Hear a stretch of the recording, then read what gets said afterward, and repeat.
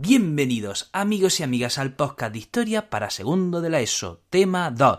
Mi nombre es Juan Jesús Pleguezuelo, soy profesor de Historia de Instituto y les presento esta serie de audios que abarcan todo el temario referente a dicho curso. Antes de dejarles con el tema de hoy, dos recordatorios muy importantes.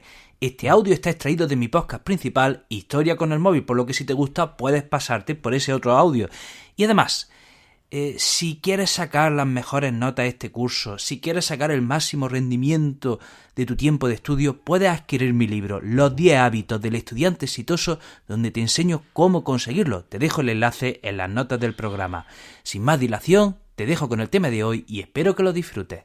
Bueno, empecemos con el programa. Miren, la historia de Turquía es el reverso de la historia de España. Muy interesante. Miren, en la Edad Media, mientras en España los cristianos iban tomando territorio a los musulmanes, en la actual Turquía los musulmanes iban tomando territorio a los cristianos. Y mientras al final de la Edad Media, en la península ibérica, los musulmanes eran arrinconados en el reino de Granada, en la actual Turquía los cristianos eran arrinconados en la ciudad de Constantinopla. Y mientras en España los musulmanes pedían ayuda a sus hermanos de Oriente, en Turquía los cristianos de Constantinopla pedían ayuda a sus hermanos de Occidente.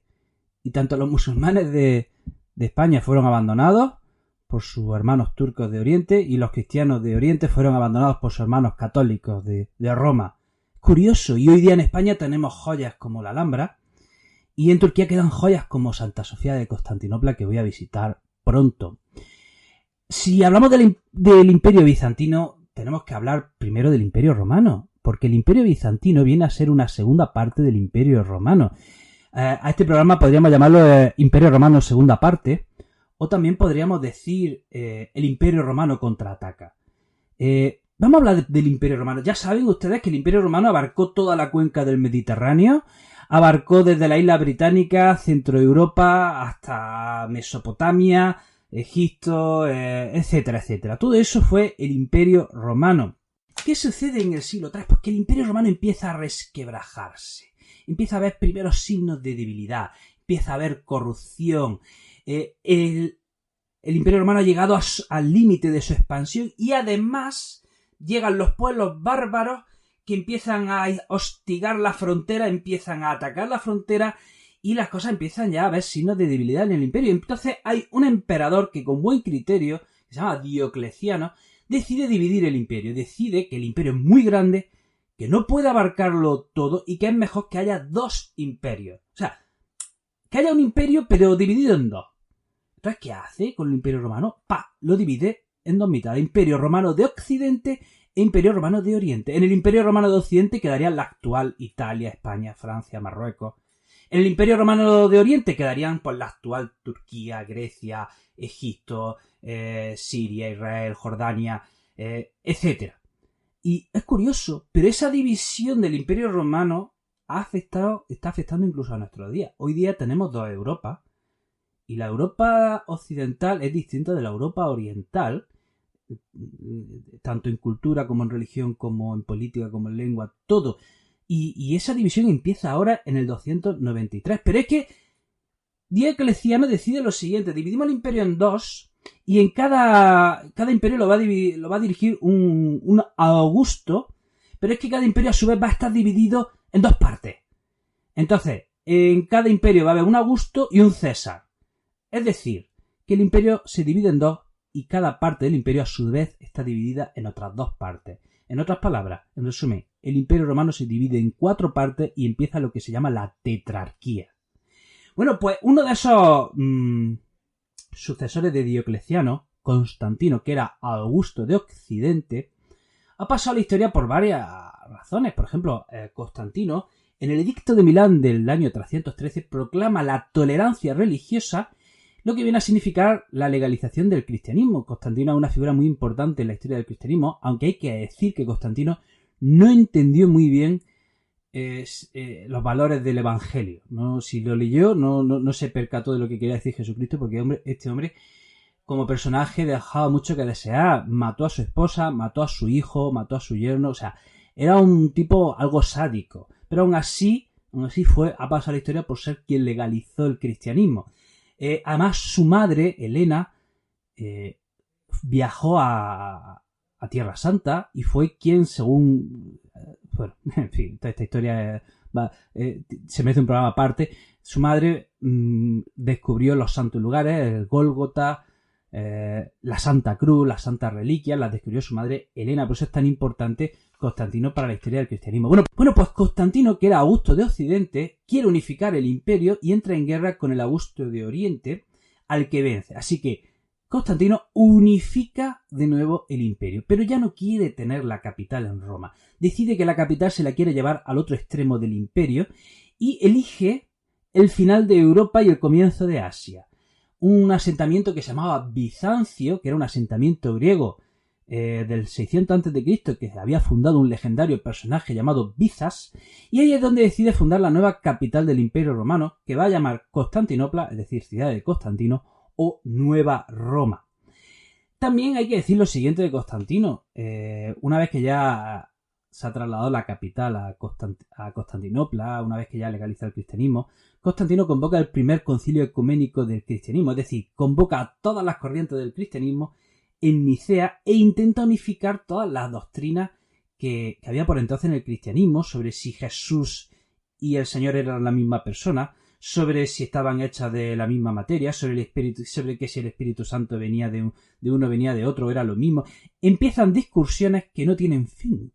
Empieza una discusión, una tradición de discusiones teológicas que se va a perpetuar toda la Edad Media en Bizancio.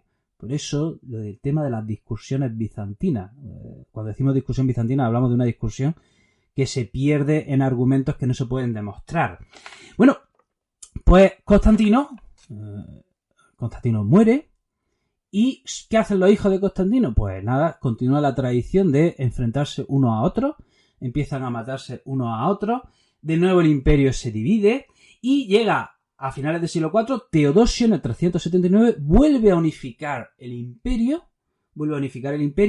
Proclama en el 380 el edicto de Tesalónica, en el que hace del cristianismo la religión oficial del imperio. Y cuando muere, en el 395, de nuevo divide el imperio. Otra vez se divide el imperio y a su hijo Honorio le deja Occidente y a su hijo Arcadio le deja Oriente.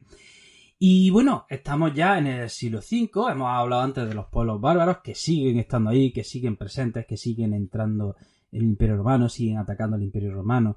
Y bueno, ¿qué pasa? Que en el Imperio Romano de Oriente son más listos y les dicen a los bárbaros, no, seguid para adelante, y atacad al Imperio Romano de Occidente, que ellos son más ricos. Vosotros ahí os darán lo que queréis y tirad para adelante. Entonces el Imperio Romano de Oriente fue capaz de desviar las invasiones bárbaras y los bárbaros fueron siempre a Occidente. Y allá en Occidente pues van penetrando poco a poco los godos, los visigodos, los ostrogodos, etcétera, los alanos, los vándalos, van penetrando poco a poco en España, en Francia, en Italia, hasta que pues van disolviendo el Imperio Romano de Occidente.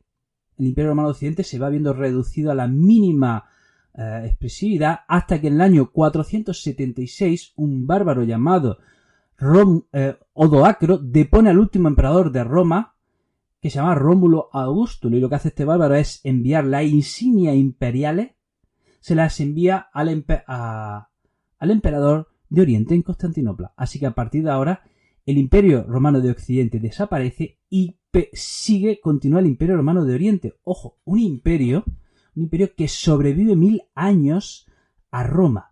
Un Imperio Romano de Oriente muy rico, bastante más rico y desarrollado que el de Occidente. Recordemos que en Oriente estaban las antiguas civilizaciones y por lo tanto Oriente era muchísimo más desarrollado que Occidente. Un Imperio Romano de Oriente basado en la cristiandad, un Imperio Romano de Oriente absolutamente cristiano, de los imperios más cristianos que ha habido en la historia.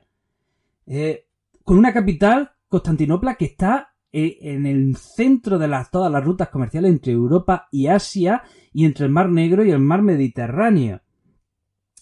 Bueno, pues eso es el Imperio Romano de Oriente. Repito, sobrevive 1000 años más a la caída de Roma. Y si tenemos que hablar de un emperador que lo petó, tenemos que hablar de Justiniano. Justiniano llega al trono en el año 527 y reina hasta el 565. Y Justiniano se propone lo siguiente: recuperar el Imperio Romano de Occidente.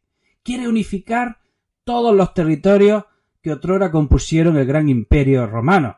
Tenemos que decir que al lado de Justiniano había una esposa que se llamaba Teodora, y Teodora había sido bailarina, se decía que prostituta, y fue Teodora quien, digamos, ayuda a Justiniano en esa misión de recomponer el Imperio Romano de Occidente. ¿Qué hace Justiniano? Pues Justiniano sube los impuestos y el pueblo empieza a estar bastante descontento. Así que hubo en una ocasión en el hipódromo estalló una revuelta. En aquella época, pues bueno, la gran afición eran las carreras de cuadrigas.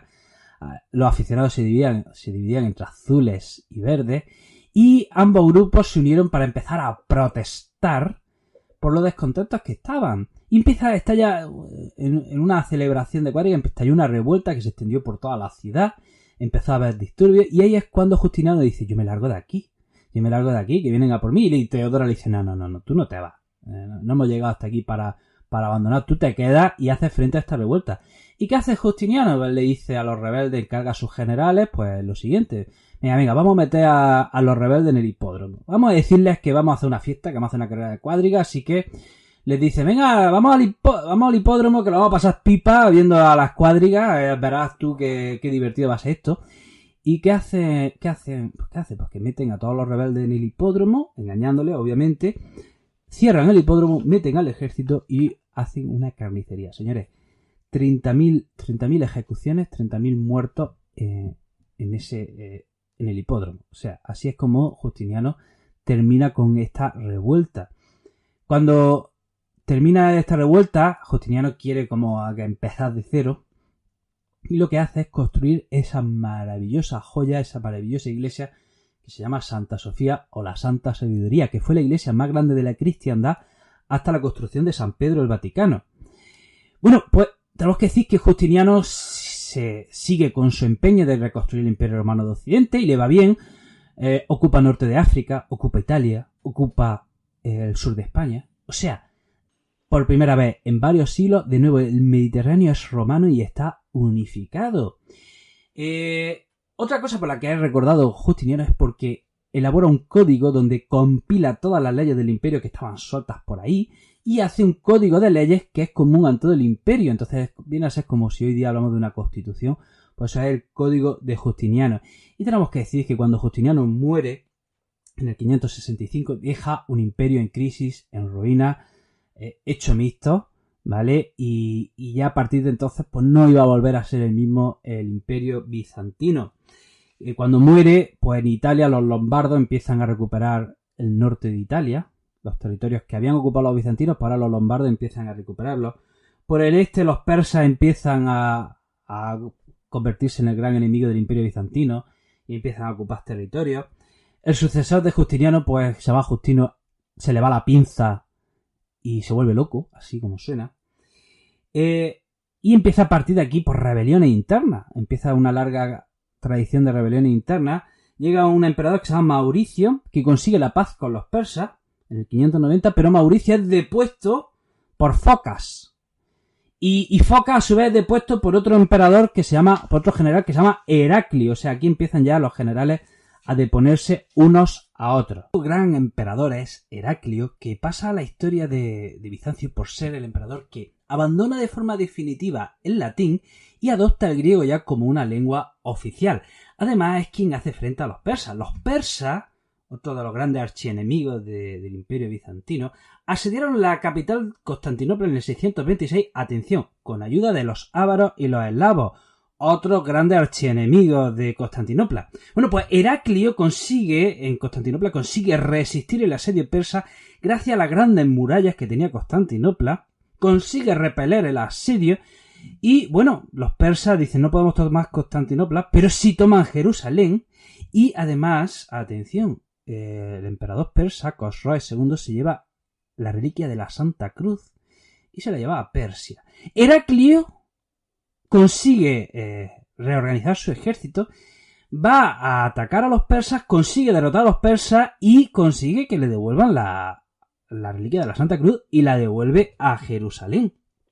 Pero bueno, habiendo ya derrotado a los persas, pues bueno, nace otro gran archienemigo de los bizantinos que fue el Islam. El Islam empieza a expandirse rápidamente fuera de la península arábiga y en la batalla de Yarmouk los árabes derrotan a los bizantinos. y en el 638. Y a continuación toman Jerusalén, toman Damasco, toman Alejandría, o sea, ocupan las provincias de Egipto, Siria y Palestina.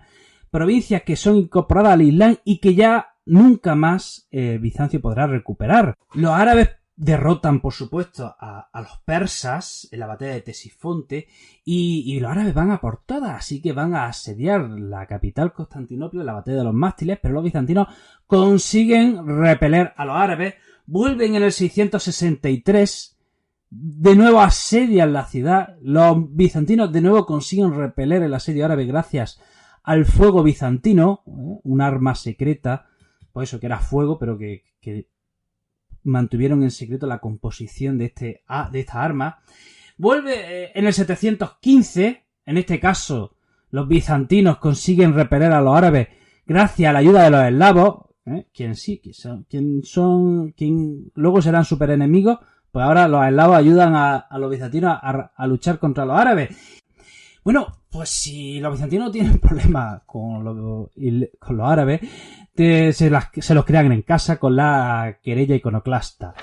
Es común en varias religiones el hecho de prohibir la representación de imágenes. ¿Por qué? Porque si tú adoras una imagen, cae en el peligro de la idolatría. Es decir, se supone que tú debes adorar a Dios y no a la imagen de ese Dios. Y a veces un creyente se puede olvidar de que esa imagen es una imagen y no es Dios. Entonces se cae en la idolatría. Esto está en el Islam, está en el judaísmo y hay una corriente del cristianismo que también ha prohibido a lo largo de la historia la representación de imágenes. Así que en el año 726 hay un emperador, o cuando digo emperador, el nombre griego para Bizancio deberíamos decir más bien Basileo. Hay un Basileo León III que prohíbe la representación de imágenes y empieza a perseguir a todas las iglesias y congregaciones religiosas que representasen imágenes. Y atención, aquí empieza una revuelta, empieza una especie de guerra civil, empiezan persecuciones entre los iconoclastas, aquellos que quieren prohibir la representación de imágenes, y los iconódulos, aquellos que sí quieren adorar imágenes. Y esto supuso un gran problema, un enfrentamiento civil en el seno del Imperio Bizantino. ¿Quién pone fin a esta querella, a este enfrentamiento? Irene. La emperatriz Irene, cuando llega al poder, pone fin en el año 787 a este enfrentamiento, viene a legalizar la adoración de imágenes y la iconodulia es absolutamente legal. Hay que decir varias cosas de esta mujer. Cuando su hijo se puso farruco y se puso tonto y quiso reinar, Irene pues le saca los ojos, así como suena. ¿Qué sucedía en Occidente? Cuando en Occidente ven que en Oriente la emperatriz es una mujer, dicen, si una mujer es la emperatriz, eso es que no vale. Entonces, ¿qué hicieron? El Papa nombra emperador a Carlomagno. Bueno, esta querella, este enfrentamiento iconoclasta se reaviva al siglo siguiente, entre el 813 y 842. O sea, fíjense en qué cosas se distraían los bizantinos. Mientras los árabes, y luego los turcos, y luego los eslavos están atacándoles por todos lados, ¿ellos qué hacen? Se pelean por si hay que representar a la Virgen María o no hay que representarla. Para que ustedes vean. Hay que decir que entre medias los bizantinos cristianizan, evangelizan a los pueblos eslavos. Hay que destacar a dos misioneros que se llamaban Metodio y, el más importante, Cirilo. Estos dos monjes evangelizan a los pueblos eslavos. Por eso hoy día los pueblos eslavos son ortodoxos. Después de haber superado ya la querella iconoclasta y estos enfrentamientos absurdos sobre si representar o no imágenes, comienza un breve renacimiento macedónico. Viene un emperador muy fuerte que se llama Basilio II y es capaz de cargarse y dar jaque mate a un gran enemigo que eran los búlgaros. A la frontera del imperio había nacido un gran reino que se llamaba la Gran Bulgaria, que no había dejado de instigar y tomar territorio a los bizantinos. Basilio II en una batalla consigue derrotar a los búlgaros, hace 14.000 prisioneros y de cada 100 prisioneros a 99 deja ciegos y a uno lo deja tuerto. ¿Por qué deja a uno tuerto? Para que el tuerto pudiese guiar a los otros 99 ciegos de vuelta a casa. Cuando el rey búlgaro ve lo que le ha pasado, le da tal patatús que al día siguiente se muere. ¿Y qué hace Basilio II? Ocupa toda Bulgaria y conquista toda Bulgaria. Vamos a hablar del cisma religioso. Vamos a ver, la sede oficial del cristianismo estaba en Roma. El Papa era el líder espiritual, el líder oficial de la cristiandad. Pero claro, ¿quién de verdad tenía el poder en el cristianismo? Constantinopla. Si había un poder fuerte dentro del cristianismo, sin duda alguna, era Constantinopla. Pero, sin embargo, el líder del cristianismo estaba en Roma y era el Papa, y encima pues se ponía tonto y se ponía con exigencias. Entonces empieza a haber fricciones entre los cristianos de Oriente y los cristianos de Occidente, hasta que se llega al año 1054, en el que hay excomuniones mutuas entre el Papa de Occidente y el Patriarca de Oriente. Atención, todo empieza por una cláusula que es la cláusula filioque, y es que se empiezan a pelear porque los de Occidente decían que el Espíritu Santo era hijo del Señor y de Jesucristo. Los de Oriente dicen que el Espíritu Santo es solo hijo del Señor. O sea, una chorrada, una tontería. Las dos iglesias se separan en el año 1054 y la separación dura hasta hoy. Por eso casi todas las iglesias que encuentres en Oriente son de tradición ortodoxa. Ya sea vayas por Grecia, por Turquía, por Rusia, por Bulgaria, por Egipto, por Oriente Medio, en los países musulmanes también. Todos esos cristianos, la mayoría de los cristianos que están ahí, son de tradición ortodoxa o pertenecen a una iglesia ortodoxa. Y ya para terminar, vamos a hablar de la larga agonía del Imperio Bizantino, que no ganaba para disgusto, y es que aparece un nuevo enemigo como es el Imperio Turco, que el Imperio Turco ocupa todo lo que era el Imperio Árabe. Los turcos se convierten al Islam y van ganándole terreno a los bizantinos ya en la península anatólica. Tanto en la batalla de Manzikert o en la batalla de Miniocéfalo, los turcos van ganándole terreno a los bizantinos. Pero es que, para mayor INRI, los occidentales también se meten y le dan por saco a los pobres bizantinos. Miren, las cruzadas estaban orientadas a recuperar los santos lugares, pero hubo una cruzada que fue dirigida en principio a ayudar a un emperador depuesto en Bizancio, a Isaac II. Así que la Cuarta Cruzada fue primero a Constantinopla a restaurar en el trono al depuesto emperador Isaac II para luego dirigirse a Palestina y luchar contra los turcos, contra los musulmanes. Bueno, pues ¿qué hacen estos cruzados cuando llegan a Constantinopla y han conseguido restaurar en el trono al emperador depuesto? Pues no le dan la paga que le habían prometido. ¿Y qué hacen estos cruzados? Se quedan en Constantinopla y la saquean. La saquean, están durante 3 días saqueándola, y los cruzados se dividen lo que quedaba ya del Imperio Bizantino, que no era mucho, estamos hablando de 1204. Los pocos territorios que le quedaba al Imperio Bizantino se los reparten los cruzados, y los bizantinos legítimos se refugian en el Imperio de Nicea. Y desde Nicea, en el 1261, esos bizantinos, que eran los legítimos herederos de los bizantinos depuestos por los cruzados, empiezan a recuperar lo poquito que quedaba del Imperio Bizantino. Pero aún así, a partir de 1261 ya estaban unificados otra vez los territorios bizantinos, empiezan a estallar guerras civiles, y bueno, así que los turcos van tomando más y más terreno. Los bizantinos empiezan a pedir ayuda a Occidente para luchar contra los turcos. Los occidentales en principio se la dan, pero luego cuando ven que no es suficiente ya no le dan más ayuda, hasta que el 29 de mayo de 1453, después de un largo asedio, los turcos toman Constantinopla. Y aquí se pone fin al Imperio Bizantino. Y hay que decir que el Imperio Turco, que suplió al Imperio Bizantino, casi ocupaba los mismos territorios que había ocupado el Imperio Bizantino. Se dice entonces un poco que el Imperio Turco había sido el sucesor del Imperio Bizantino. Hasta aquí, amigo y amiga, el programa de hoy. Espero que te haya resultado interesante. Te recuerdo que este programa tiene una segunda parte en mi viaje, en mis redes sociales. Puedes seguirme en Facebook y en Instagram si quieres ver lo que yo voy a ver en mi visita a Estambul. Te mando un fuerte abrazo, te deseo lo mejor y te espero en el próximo programa.